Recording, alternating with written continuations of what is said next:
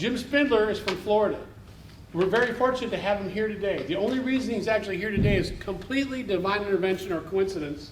He's here for a national event down in San Diego, and he drove up this morning because on Tuesday they had the trade show and event, and on Thursday they have trade show and event, and today was the open field trip day. He could have been on a tour bus touring around San Diego and going up to some sod farms in Nuevo, out near Paris or Temecula, but instead he chose to be with us, and we want to thank him for that. And Jim is a specialist in his field. He comes with not only Peace Corps experience, but some amazing stuff to tell you about, and I would not have invited him and personally wanted him to be here if I didn't think it was something each of you needed to hear. So please give him your full attention. Thank you, Jim. Well, good morning. I'm from Florida, but I've been spending a lot of time in California. In 2014, I was out here 13 times. So I've spent a few times out here. I'm getting to know California a lot better than I ever thought I would have. I'm the agronomist, the director of agronomy for Ecologel, and also one of the owners. And they're the people that make the moisture manager for John Deere Landscapes. Before I go much further, though, I'd like to, who am I talking to? Are we all landscape and parks people? Any golf guys or anything outside of that? So I can sort of orient it towards that. We're going to talk about a few different things. Moisture manager is going to be the focus of it, but just a little bit of education before we get too far into that is, guess what? You're in a drought. I didn't think you knew this. This is a drought monitor showing in the United States, and it happens to be this part of the country is the most red of reds. So a little bit more focused. The West is having a lot of issues. I was in Salt Lake City a couple weeks ago. They're not getting the snows that they're expecting. So they're expecting to have some issues just like you are here. They rely on their snowfall to fill their reservoirs and provide all the water they need for their use. So that's going to be a challenge. A little closer to home, the darkest red, where are we? Right there. And that stands for exceptional drought, and they're expecting it to last a long time. So anything we can do to manage water better in the landscape, the better. This is out of Texas, but I'm sure you've seen stuff like this driving up from San Diego this morning on 5. These kind of signs, almost every electronic sign was saying something about saving water. Also, another issue is the cost of water we're experiencing. The USA Today did a survey of how much water increased over a 12-year period. And this is the least increase. And you see they're pretty substantial in the 30s, 20s, 30s. We can step it up a bit. Long Beach, 64%. LA, 67% increase in water costs. San Jose, 89, almost 90% increase in water costs. And this is only since 2000 and it's a few years old, so it's increased even more since then. Santa Cruz over 100%, Vegas 130% increase in water, San Diego 141% increase in water costs in 12 years. So not only do we need to save water to conserve water, but the cost of water is making it awfully difficult. I'm running into situations all the time where homeowners are saying, I don't want that $100+ a month bill for just water. I'm going to abandon the yard. And we're trying to help people avoid that. They like, we're in our American culture, when I've traveled overseas, the Americans are really strong on wanting to have a nice landscape, both at their own home and parks and things like that. So to step it a little bit further, we got this thing here, these charts that show about turf response to heat and drought, which even complicate things even more. We see where there's the control, so there's no stress, and how they look pretty good. We've got heat, we have drought, and then the combination of heat and drought. And the relative water content is most effective when you got heat and drought together, but the drought is the most single factor that affects it the most. We look at turf quality, it's the same type of thing. The combination together, the turf quality dives quickly. but drought is even a more stronger effector to turf quality. So anything we can do to minimize drought situations, the better. And with water restrictions, that gets more and more difficult. So anything we can do to manage water better in the soil and make it more available to the plant, the better. So we have a number of technologies out there. We've heard about wetting agents or surfactants. We've heard about superabsorbent polymers. This final category, a lot of people don't know a whole lot about. It's called hygroscopic humectants. So what are these? How do these products differ? And they do differ in how they work and what they do. We see water repellent soils here. You put a hose on a turf area and it flows on the surface like that, you're water repellent. That's not so good for water conservation because it's not getting where you want it. And some microscopic examples of water beating up on soils. And that happens, especially in these western soils where you get hydrophobic, you get the organic coatings, and the water just doesn't want to go in to those soils. And what you have is water will go where it can find its easiest way through the soil, and you get these channels. So when you don't get water dispersing throughout the soil very well, your plants aren't going to respond well. You're going to get isolated dry spots or localized dry spots. And this is the cause of those. Your soils become hydrophobic, it resists water, and the water is either flowing across the surface or finding these channels. So wetting agents, most of you probably have used wetting agents at one time or another, in turf management and others. It's a product that reduces surface tension to a liquid, usually water, so water can penetrate into the soil more effectively and broadcast itself and disperse through the soil more effectively. The surfactant is just another word for a wetting agent. It stands for surface active agent. A substance such as detergents, that's what detergents are, wetting agents, that reduce surface tension, allowing water to enter the soil more effectively. So the chemistries change dramatically. Performance of the chemistries vary. Some are made to let water penetrate into the soil more effectively. Some are made to allow water to flow through the soil more effectively. Some will also help water stay in one location in the soil a bit more better.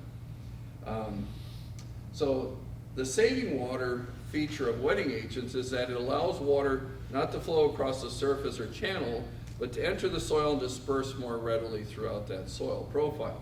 When that occurs, you're getting better use of your water, and this is how they help affect better water use. So it allows the soil to hold a greater volume of water, as you can see right here.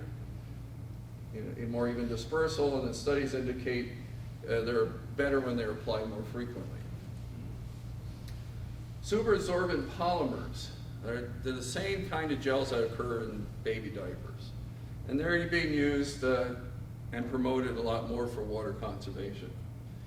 There are two types. There's a linear type that dissolves in water, but these are usually used for reducing irrigation through reducing erosion in fields, and they can be injected. But they're not very common in the turf industry. The insoluble ones are the ones that you find, these polyacrylamides and stuff. They form a gel. A little bit of this turns into that when it's exposed to water. And these are some of the brands that are out there. So what happens is they're good for installation of ornamentals and things. You get these into the soil.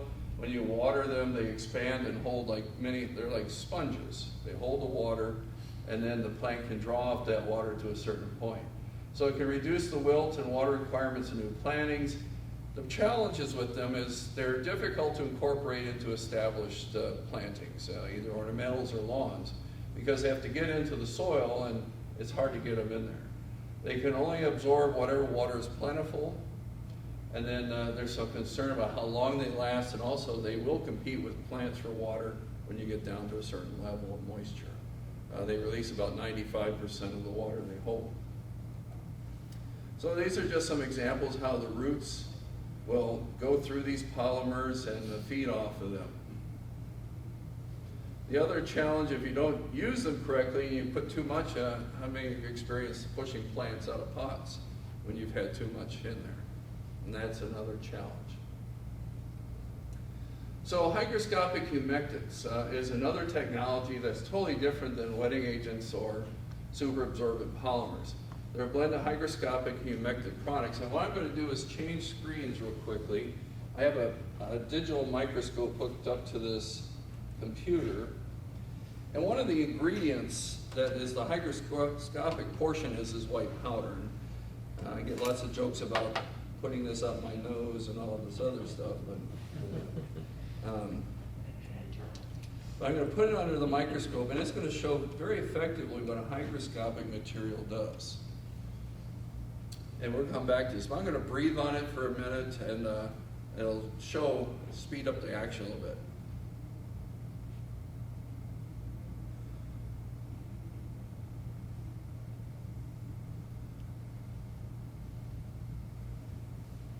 You see what it's doing?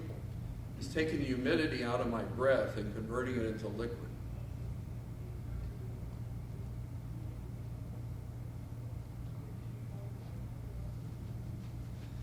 And that's what a hygroscopic material does. If you worked with straight urea and you've gotten it on sidewalks, that's a hygroscopic material that'll form a little puddle of water. So we're using materials, though, that are food grade. This powder is actually used in bread, toothpaste, chewing gum to keep them moist and pliable during storage or in the baking process in the terms of bread. So you ate some of this probably this morning. We'll come back to this in a minute and see how it progresses by the time I'm done. So a hygroscopic material is a material that absorbs or attracts moisture from the air. A humectant is a substance that absorbs that moisture and then holds it. And I told you this was used in things like bread and toothpaste to keep the moisture and hold it. The humectant is used in things like skin moisturizers, shampoos, cosmetics, to hold moisture. Yes, sir? Are they organic or synthetic?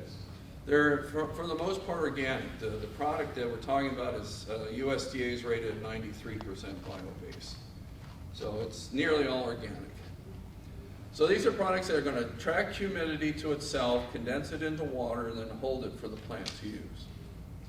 And this is just an example of the molecule. It's a long molecule that attaches itself to a root surface, soil particle, organic. It's like a tiny water magnet, so it's attracting those water vapor molecules to itself. So what happens if you've got water in the soil, either through rain or irrigation, you either lose it to gravity into the groundwater, the plant uses it, or evaporates and works its way out into the atmosphere. And as the amount that is evaporating, it's capturing that again, forming it into droplets, and then the plant absorbs it in through osmosis. And this repeats the process for up to 90 days. It's eventually broken down by microbes. It's organic. It's food for the microbes in the soil.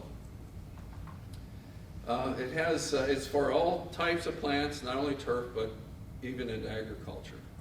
It has a couple patents, and it's been around since the early 90s, but it's becoming a lot more popular in many areas due to water restrictions, costs, and things like that. It was invented in Australia as a dust control product where it would moisten the dust and keep it from flying up.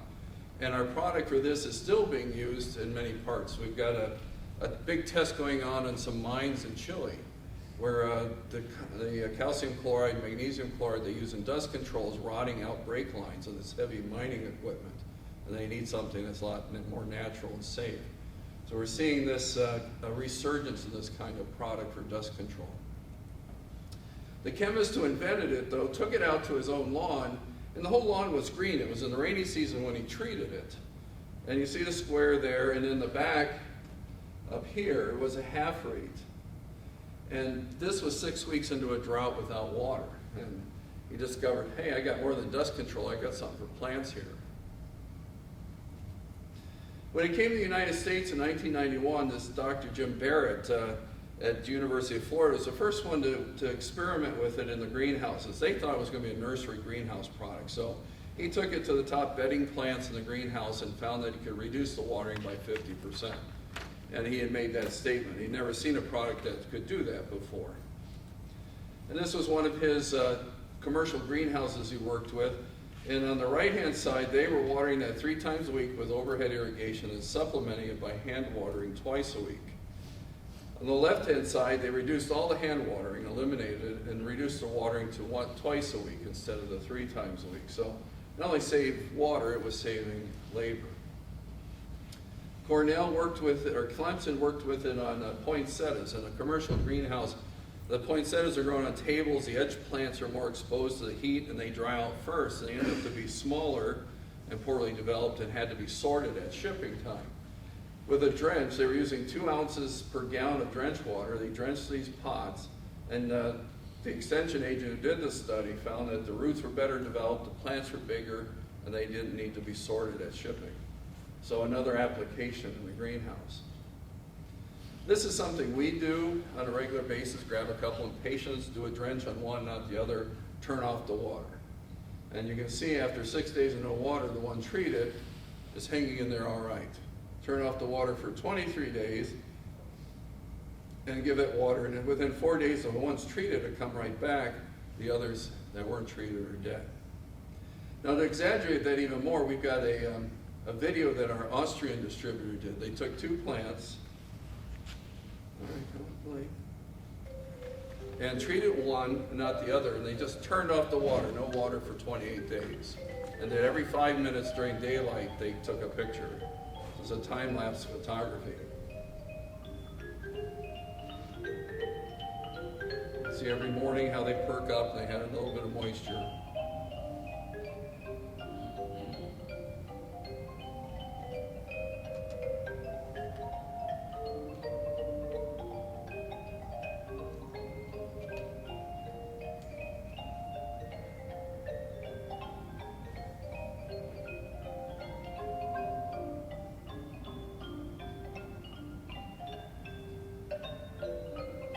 Pretty dramatic, 28 days without water. Now we don't recommend that. The product's not a hose that eliminates watering, but it can really make your water go a lot further. All right.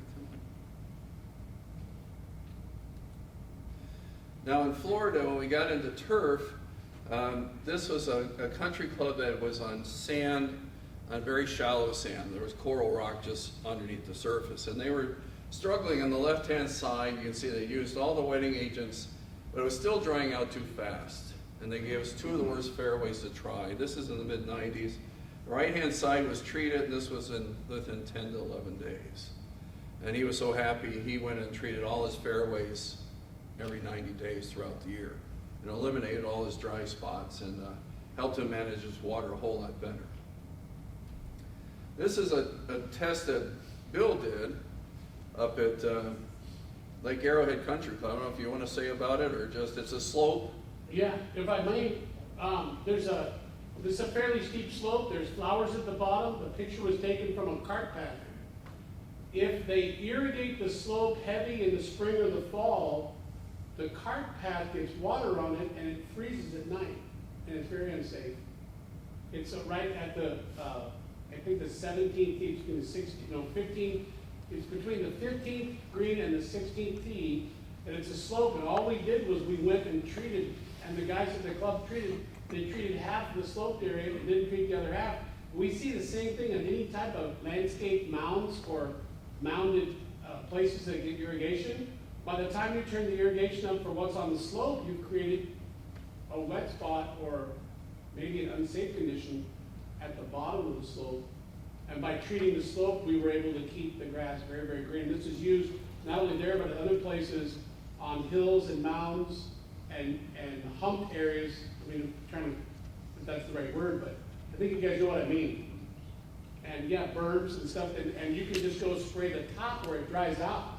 Because otherwise you're trying to turn the irrigation off, you're trying to come hand water, and to heck with all that. This just works perfect.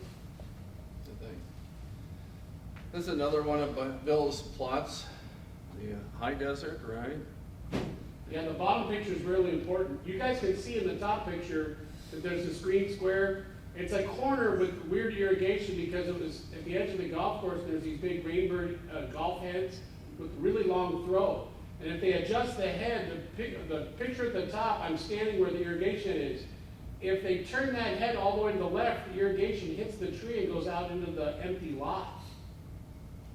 So they have the irrigation aimed kind of at the pine tree at an angle across the screen.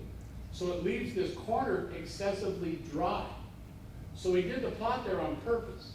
But if you look at the plot, you can just tell it's kind of green, that's great. But when you go to the reverse angle and you look back the other way, you can tell that there's holes in the grass at the bottom of the picture on the bottom right. But the grass where we treated is very dense.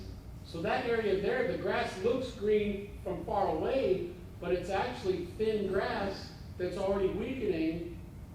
But if you look at the other angle, the grass is really dense. And it's those weak spots in the grass where we have the dry areas that spread and weeds that come in and intrude and all those other problems that go with it.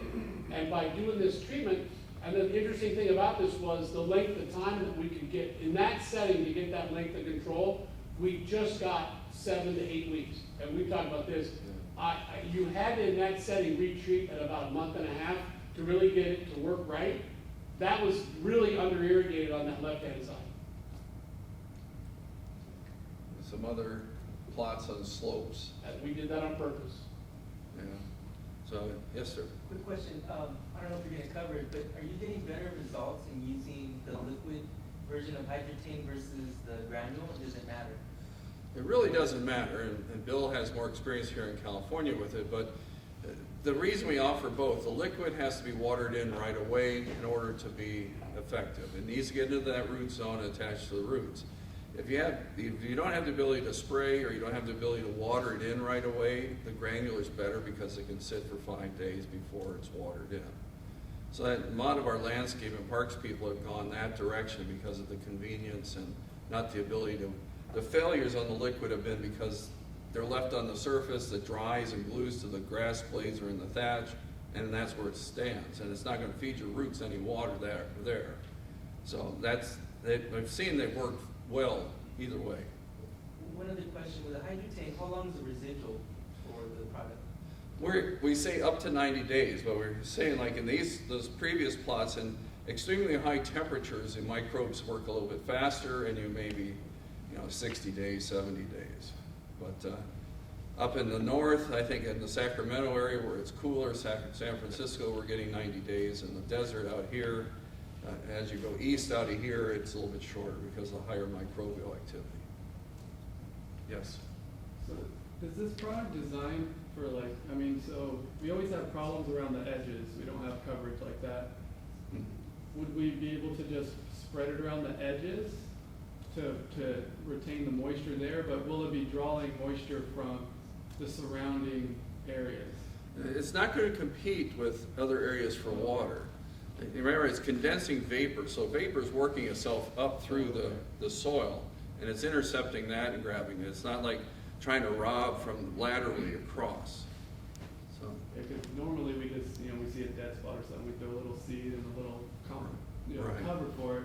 But if you could just put an application of that there, will we see some growth? yeah, and I've run into people like on the liquid doing curbs.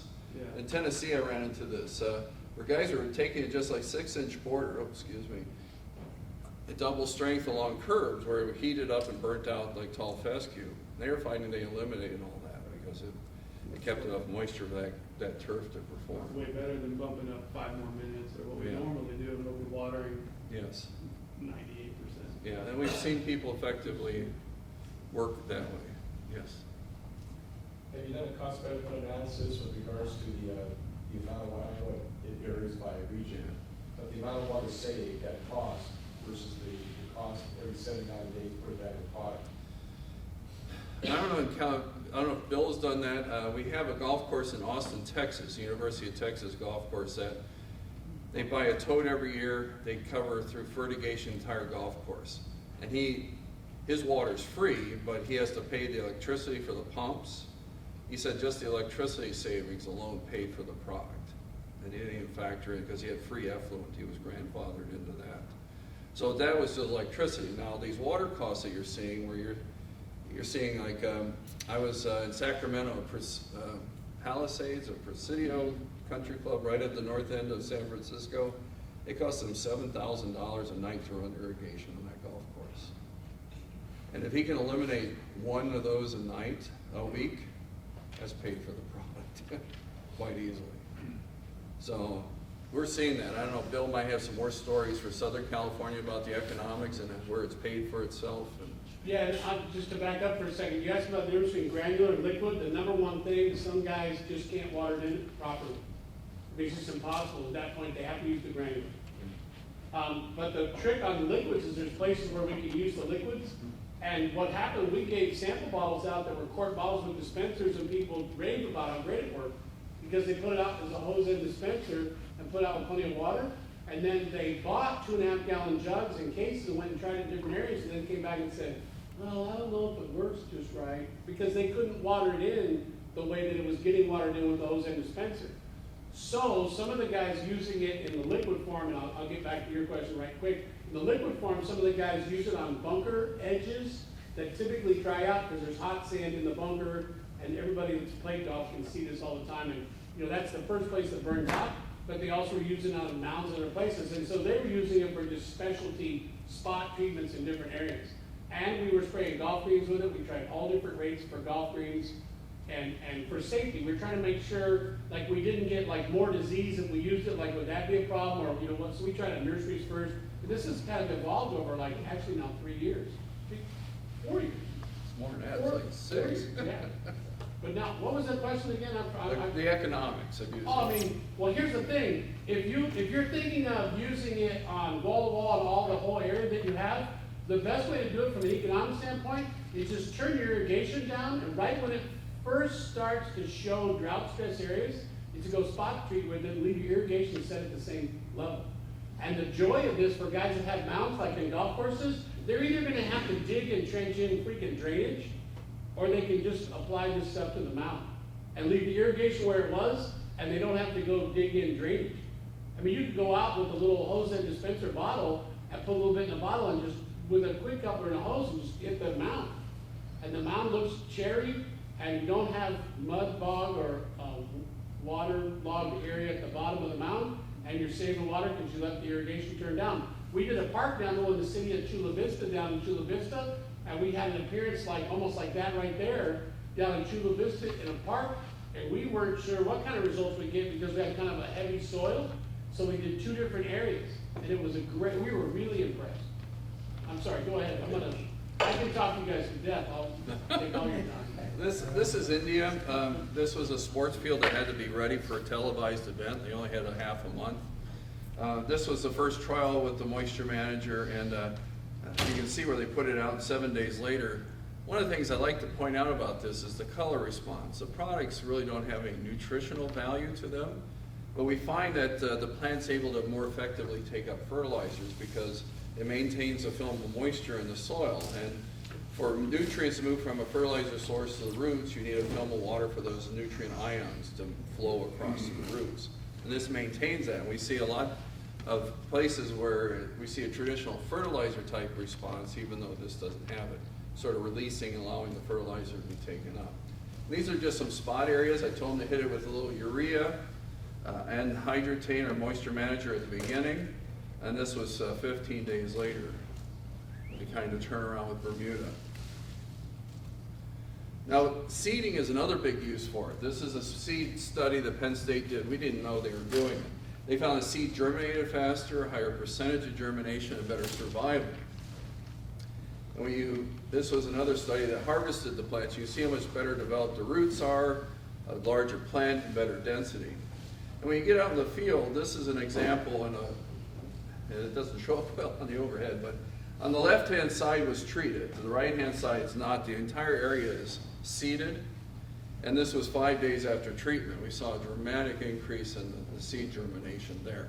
And we see this used in a lot of grow-ins, not only seeding, but sodding and sprigging in the south. This is hydro seeding. This is in Minnesota on the right, with and without in the foreground, and Florida in the bottom left. And it goes to the liquid, just goes right in the tank. We have people like the Army Corps engineers and using it on a dike establishment, things like that. This is in Wisconsin, a bent grass green where they just weren't getting any kind of germination. They went in the center and took one of those quartz Bill was talking about and sprayed it, and you can see the effect on increasing the germination rate. Now this is out of just north of Las Vegas, one of the new guys with John Deere. He planted some ryegrass. That was the control. 4 days later, he put a topper on it, a little bit of germination, a topper, a moisture manager with a 600, I guess a humic product. It's a little bit more germination than the alt combined. A topper, this humic product, and the moisture manager, you saw a lot more germination. So we're seeing good symbiotic relationships with the product. This is on sand. This is sod to be grown as we shipped overseas. They washed the sand off. And with the moisture manager, they had a 20% increase in fill-in rate. This is an example in Minnesota, non-irrigated turf farm, where they bought enough product to do all but 50 acres of the field. And in a severe drought, you can see the difference. What was sort of interesting is on the right-hand side, you see the pink hue. That's a red thread disease that developed. And as we hear in a lot of turf, if you keep a turf healthy, it's going to resist pests and diseases, and this illustrates that very well. Now we get into landscape. Here's in North Carolina, begonias on the left treated and no subsequent water other than rainfall. The right-hand side was untreated, and they had to water those a number of times throughout the season just to keep them alive, looking that good. So it made a huge difference in flower beds. And Bill can tell you about places like Santa Anita and Del Mar that uses it for their color change-outs. This is in lawn care. This is a development, and I've seen this in Sacramento as well.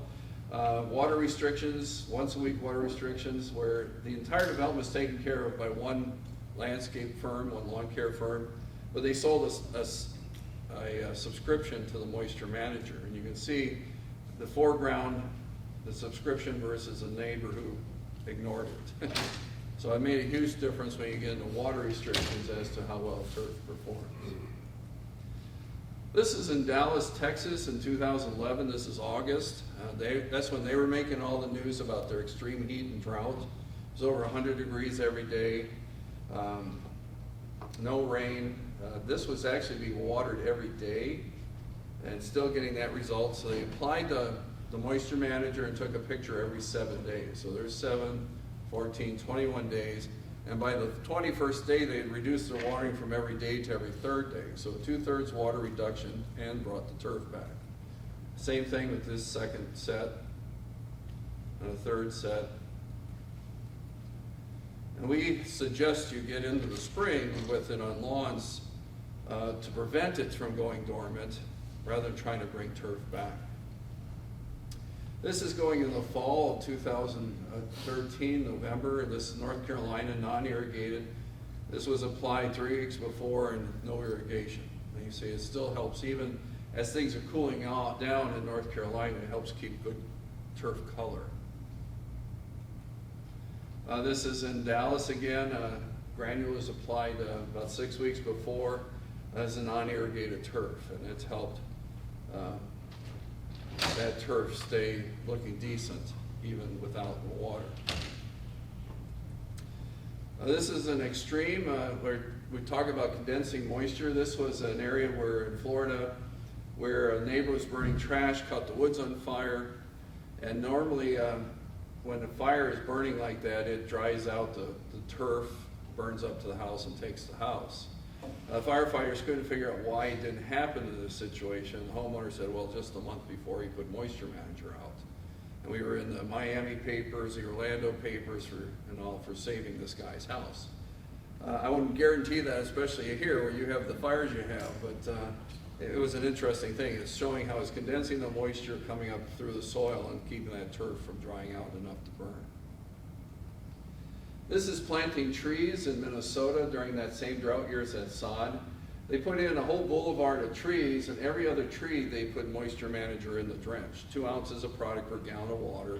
And just when they drenched in those root balls, they did every other tree. And you can see treated versus untreated, pretty dramatic. And then I found out later on they went back and retreated a lot of the missed trees and saved all but a couple in that study. This is a Clemson study in a nursery setting where they were transplanting live oaks up to the next size pot. And they decided to put one zone at what they consider their optimal watering schedule. They put one zone at a third less than the optimal. And then the third one, they treat it with a drench of the moisture manager and cut the water back a third as well.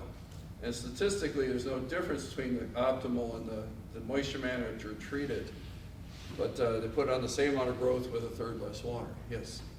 Having tests with utilizing this product with native plants, what I've been finding is like we've been doing a lot of natives and water conserving type plants, but the establishment period is critical because most of these plants, they don't get any water at all. But when you plant them, you do have to water them in, so we're finding we're losing some plants because of water in, and have to use this. The closest to that has been the roadside establishments with turf. I don't know, Bill, if you've got more local experience with.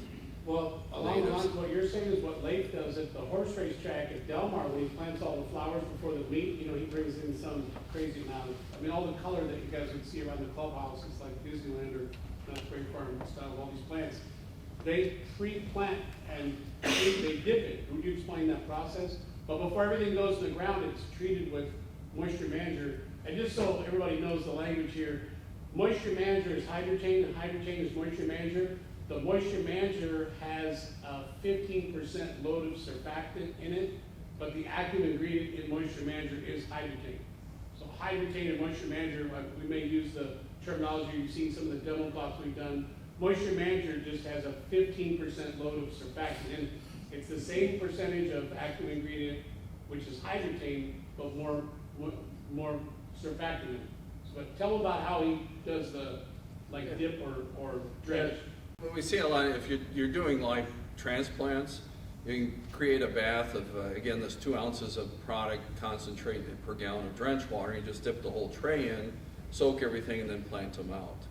And they do that, and they also include some cider grow, which is, I don't know if I'll have time to talk about it briefly, but, and that allows that plant to establish itself a lot quicker. It's not drying out in between irrigation runs as much and things like that. We also have people that will then plant, instead of doing a dip, they'll just, when they do their drenching in, they're putting it into that water that's doing the drench. Now in seeded products, I imagine it's going to be similar to what we saw in a lot of your seed germination things. We see that on roadsides and dikes and things like that. We like to spread the seed and then spray it on top of it or spread the granular with it. That way the seed gets coated and it's helped that moisture be imbibed a little bit quicker into the seed, since it's not drying out in between rainfalls. So I don't know if that answers your question. And the natives are a little bit different. I would expect it to work similar to what we see with grass seeds and ornamentals until you really play with it. I'd love to hear your results if you do try it in some. Give me some product. Well, I can maybe work that out. Cool. Here's potted plants. A lot of salesmen are from Missouri. They want to show me first before I sell it. And this was a salesman who does all the John Deere international sales in the southern hemisphere. He treated one of his pots and not the other. He went for a week's vacation and came back to this. Said, hey, it does work. So he went up and sold a whole bunch. This is one of our guys in the Dallas area where he went away for a 10-day vacation, had the right hand treated, not the other. And you can see, while the right hand one's not pretty, it's still alive and it'll respond and come right back once it's treated with water. It's used in agriculture. This was transplanting fruit trees, citrus. They were watering 3 times a week, and they went in and did a diluted treatment, and they reduced their watering to once a week. This is a study with tomatoes between the University of Florida, Penn State, and Ohio State.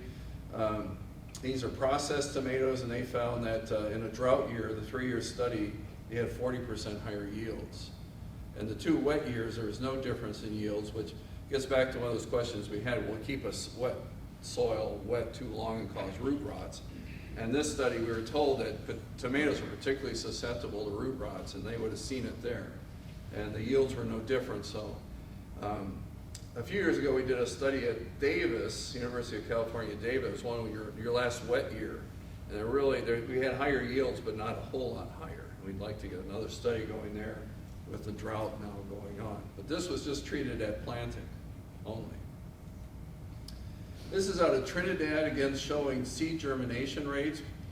The peppers and tomatoes were treated right at seeding, and you can see after 7 to 14 days the speed of germination. The lettuce on the right was already germinating when it was treated, and that sort of shows you that fertility effect I was speaking about, in that that's able to take up the fertility in the soil a lot quicker, and that plant's developing that much quicker just from having that moisture film in there for the nutrients to move along.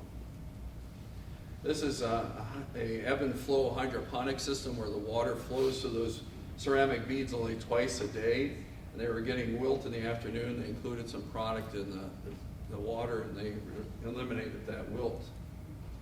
Here in California, these watermelons on the right were treated only at planting. They were put down as right along the seed.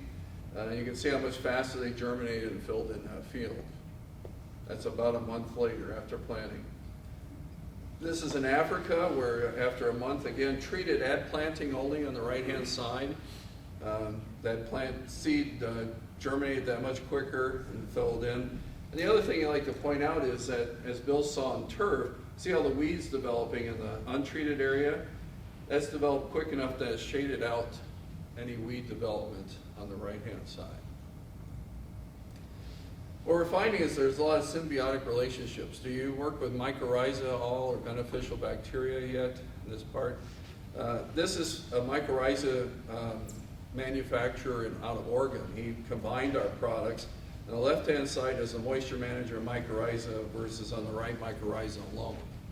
So we're finding that the moisture manager allows that moisture condition to remain more optimal for faster infection by mycorrhiza and better performance by beneficial bacteria. So again, the left-hand side is with moisture manager, the right-hand side is not. Saw the same kind of effect with spinach. And it makes sense. These fungi, beneficial fungi and bacteria need optimal moisture conditions to perform best, especially when it comes to infecting the roots and getting that symbiotic relationship developed. And this is a field, sports fields in Florida. It's on Marathon Key, which is the first key heading out towards Key West from Miami. All the water comes from the mainland. They had to reduce their water.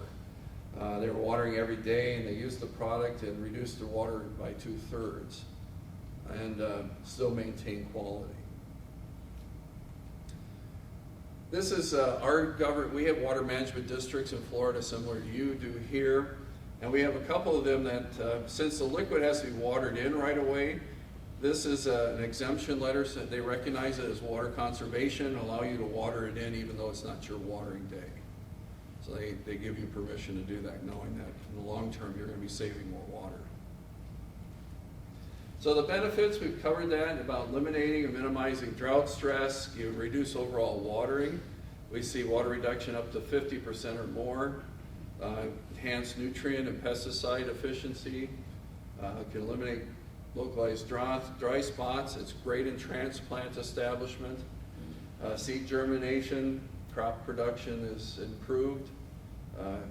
Accelerates grow-in, and it can extend retail shelf life. We got a lot of nurseries now treating plants going to the big box stores like Home Depot and Lowe's with this, because they don't get paid unless the plants sell, and how good are Home Depots at watering their plants in their nursery? Not so good. So it's sort of an insurance policy. On the liquid side, it's a 9 ounce per 1,000 or 3 gallon per acre application rate. When you're transplanting and all that, 2 ounces per gallon as a drench. And I have a literature here that gives more specific applications. But generally, it's a 3-month application, except for you in the very hot areas, like we see here in Southern California, and it may be every 2 months. Comes in a variety of sizes. We also have a granule. It comes in 40-pound bags. That goes out at 120 pounds an acre, or 2.7 pounds per 1,000. It's right now in a greens grade. We may have a standard grade available coming into this season. But a bag covers just under 15,000 square feet. That can go out and be watered in up to 5 days later. As I indicated early on, the USDA is certified at 93% bio-based. So it's safe for animals, safe for children. We're just shy of 100% organic, but it's food-based products that are in it. And just to give you an example of how it's made the news, this is out of San Antonio. It said that it will cut your water usage in half. What it is and how it works. New on the 9 An organic liquid that could cut your water use in the yard by half. So why haven't we heard of this miracle product that's been around for years? That story on the 9 Despite today's rain, water restrictions have made all our lawns in South Texas pretty thirsty. Now there's a product being offered that could actually cut your watering and water bill in half. The 19's Brian Mylar has more on a product from Australia called Hydretain. Grass around South Texas has been crunchy brown all summer. But parts of the Cordillera Ranch golf course have stayed green thanks to an organic product called Hydretain. It's sprayed on the grass every 90 days and watered in so that it gets down to the roots. It's molecules that draw in moisture, hold on to it, and when the root needs that moisture, it can take it up from that molecule.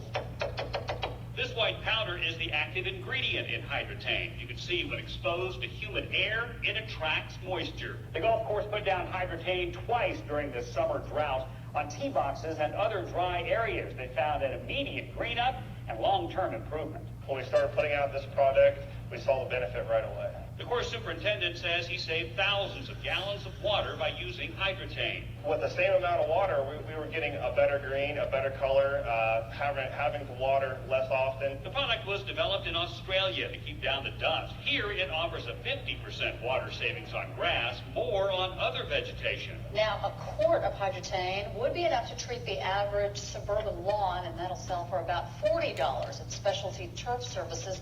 Now, fans of this stuff say that it'll save you much more than that in water bills. Now, for more on Hydretain, you can visit our website, ksat.com. It's Come on. And here's another one that, Can using a product like this on your, can using a, can you, look at the video. All right. Are any of you guys into lawn care? Lawn care operators? Because we have a program called Hydretain Advantage for those who do that gives you free marketing materials and internet support and things like that. So you can sign up for that at hydretain.com, hydretainadvantage.com. And I have some of those. These are our websites. Moisture Manager has its own website that we maintain, and then you get the literature there. Also links to hydretain.com where you have the videos and things like that. And that's my number there, my email. I could go into Cider Road, but we're getting late, and I probably should stop here. Yeah, I apologize. I'll make a deal